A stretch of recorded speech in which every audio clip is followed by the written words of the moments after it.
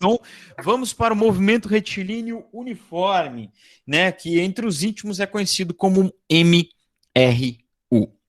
Galerinha, pessoinhas, a gente até agora falou de velocidade média.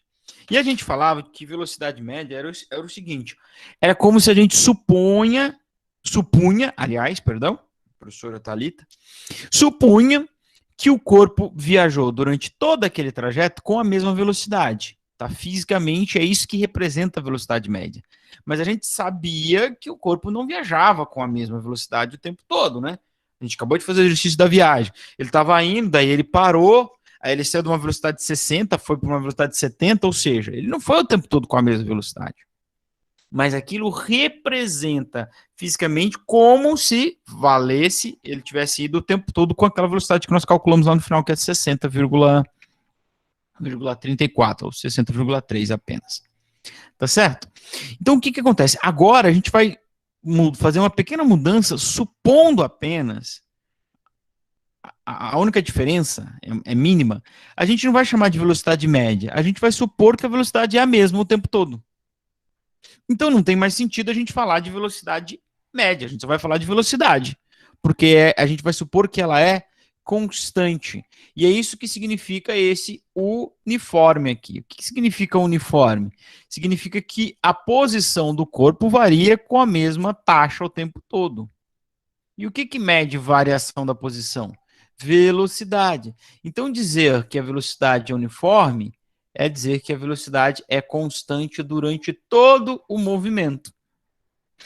E o que quer dizer retilíneo? Isso aqui você já deve ter imaginado. Retilíneo significa que ele só anda em linha... Ô, louco, bicho!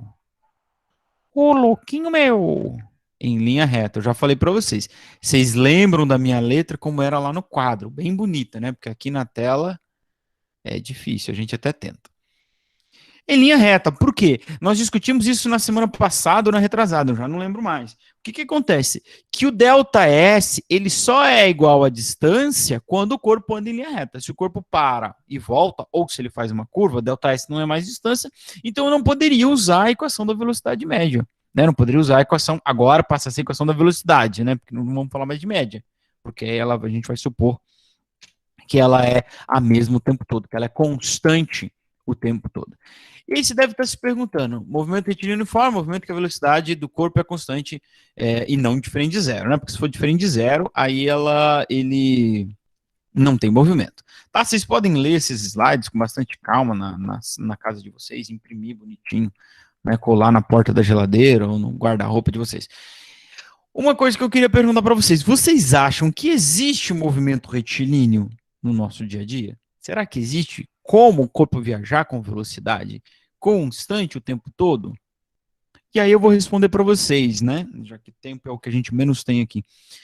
Existe se a gente estudar partes de um movimento, porque no dia a dia a gente vai estar sempre sujeito a sair do repouso, então eu acelero, então eu aumento a minha velocidade até atingir uma certa velocidade, depois eu tenho que parar, eu estou indo na estrada, eu pego um trânsito, pego um caminhão, pego uma curva, eu nunca vou conseguir andar o tempo todo com velocidade constante. Mas se nós estudarmos uma parte de um movimento, a gente pode ter velocidade constante. Como, por exemplo, um carro que tem um piloto automático, né? Se você aperta o piloto automático, ele vai manter a mesma velocidade. Só que ele manter essa mesma velocidade só por um tempo. Porque, por exemplo, se ele pega uma descida, ele aumenta, se ele pega uma subida, ele diminui, tá certo? O elevador entre uns andares intermediários, ele pode fazer um MRU, né? Por exemplo, eu vou do primeiro ao 10º andar. Do primeiro até o terceiro andar, ele está acelerando. Ele saiu do repouso e está acelerando. Então não é MRU. Mas a partir do terceiro ali, ele vai mais ou menos desenvolver um MRU. E como você vai parar lá no 10º, ele tem que desacelerar, né? Então imaginei que do 8º até o 10º, ele está desacelerando também. Então não é MRU. Mas nos andares intermediários, ele desenvolve um MRU. O metrô também. Né? Mas claro, quando ele arranca, ele está acelerando e para os passageiros descer, ele desacelera. Mas se eu estudar o meio de um movimento, ele é MRU, ele tem uma velocidade constante, né? Isso no nosso mundo é muito raro de acontecer por causa que a gente está o tempo todo sujeito ao atrito, resistência do ar, etc. E tal. No espaço, a gente já conseguiria mais comumente desenvolver um movimento retilíneo uniforme. Tá? Então, a gente vai entender que o movimento retilíneo uniforme ele é uma aproximação da realidade, tá? Quando a gente vai estudando ele.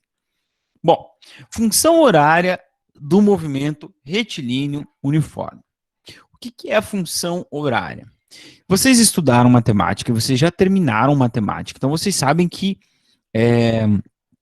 função ele vai mostrar a relação entre duas grandezas, tá certo? Não é isso? Então você tem o y é igual a ax mais b, ou b mais ax, alguma coisa desse tipo que vocês aprenderam lá com a Prof. Kátia. O que eu tenho aqui? Eu tenho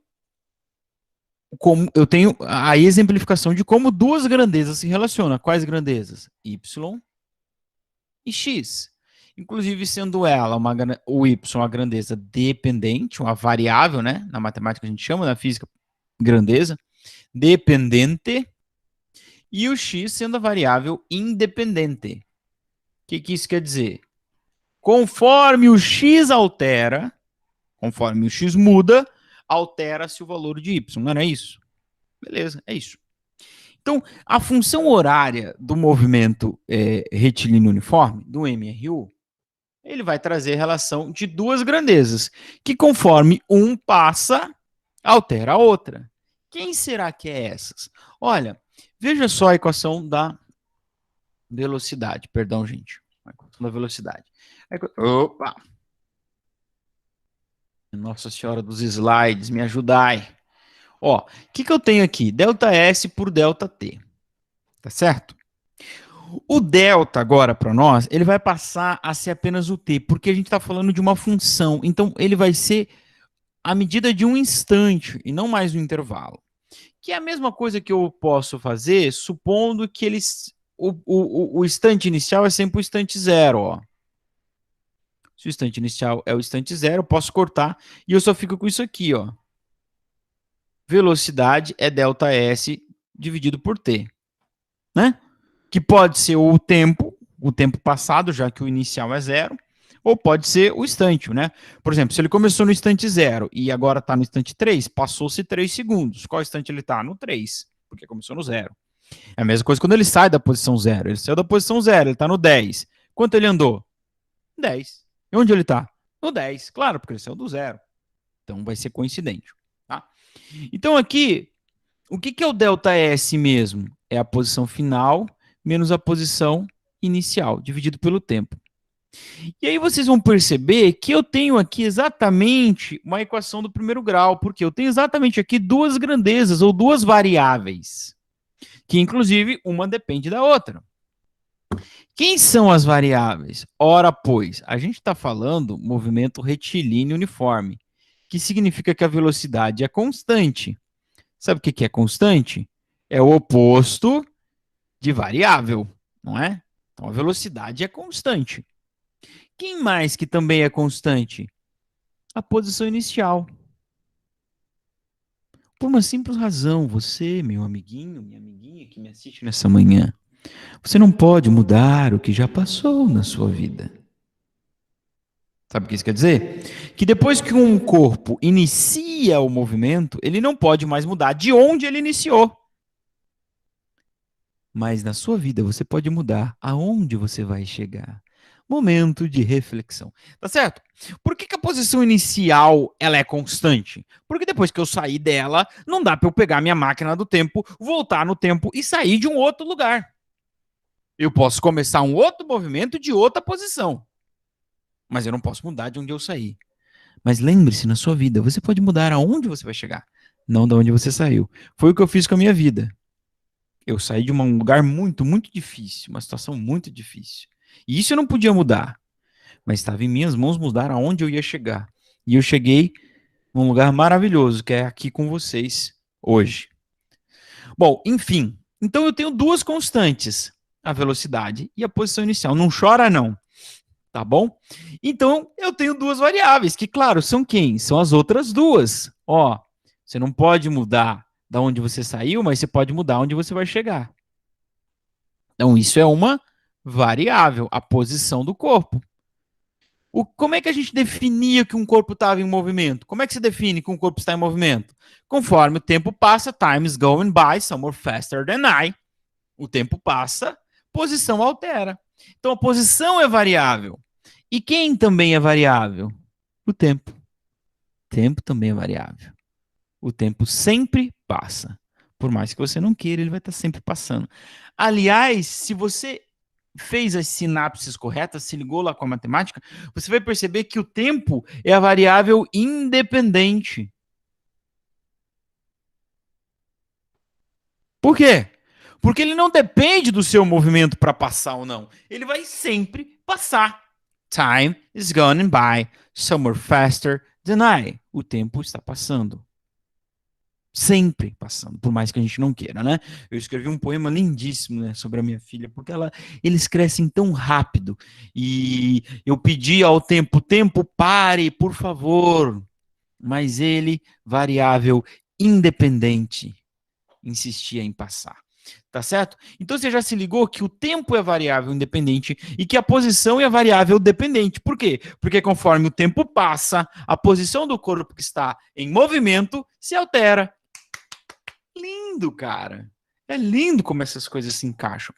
Então agora eu posso escrever uma função horária para o movimento retilíneo uniforme. Como é que eu vou escrever a função? É escrever isso aqui, ó, a relação de duas grandezas.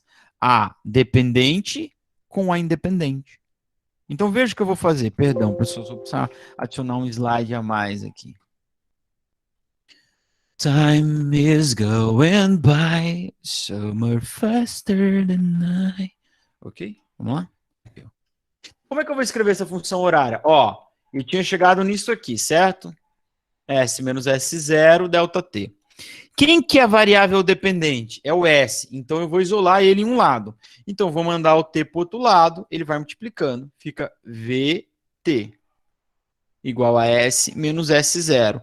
E para terminar de isolar a variável dependente, eu vou mandar o S0 para o lado de lá, que ele vai somando. Então fica V0, perdão, V0 não. Né? O V é constante. VT mais S0 igual a S. Ou invertendo os dois lados, que é como a gente comumente usa, VT mais S0. Ou ainda na física, você vai sempre achar ela escrita assim, só trocando a ordem, tá? S igual a S0 mais VT. Pronto. Eu tenho aqui uma função. Uma y de... Opa! Y. Fazendo relação com a matemática, né? Uma y de x igual a um b mais um a x. Ó. Quem é o x? O tempo. Quem é o y de x? O s.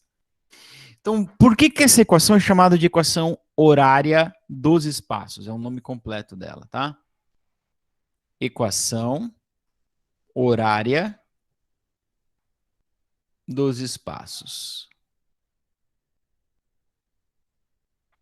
Tá? Para o MRU, claro, né? Para esse tipo de movimento. Por que chama horária dos espaços? Porque, ó, se liga, ela pode me dizer aonde, qual é o espaço que o corpo ocupa a cada instante ou a cada hora, por isso horária. Entendeu? Então ela diz qual é a relação da posição com o tempo, onde ele está em cada instante, ou quanto tempo ele leva para chegar em dada posição. É isso, tá? Beleza? Então, esta equação horária dos espaços é a famosa fórmula do Sauvet, tá? Ó, Sauvet, onde você vai lembrar que o S é uma variável, né? É a posição que o corpo ocupa no instante T, posição ocupada, tá? O S é a posição inicial, então ela é uma constante para o movimento, é a posição inicial. Ele saiu daquela posição, não pode mudar mais. O V é a velocidade, que também é uma constante, já que a gente está no MRU. E T é o tempo, né? Claro, esse senhor, né, de si mesmo. És um senhor tão bonito quanto a cara do meu filho. Tempo, tempo, tempo. É, tempo. Inclusive, matematicamente, a gente podia escrever esse S como sendo um S de T, né? Assim como o Y era um Y de X. Tá bom? Então tá aí a equação horária dos espaços, a primeira equação que nós vamos dar nomezinhos engraçados na física, a equação do sorvete. Para que ela serve? Ela permite eu descobrir aonde o corpo está a cada instante, ou o contrário também, né, meu bem? Quanto tempo ele vai levar para estar, ou para passar, ou para se encontrar em um dado espaço, ou uma dada posição.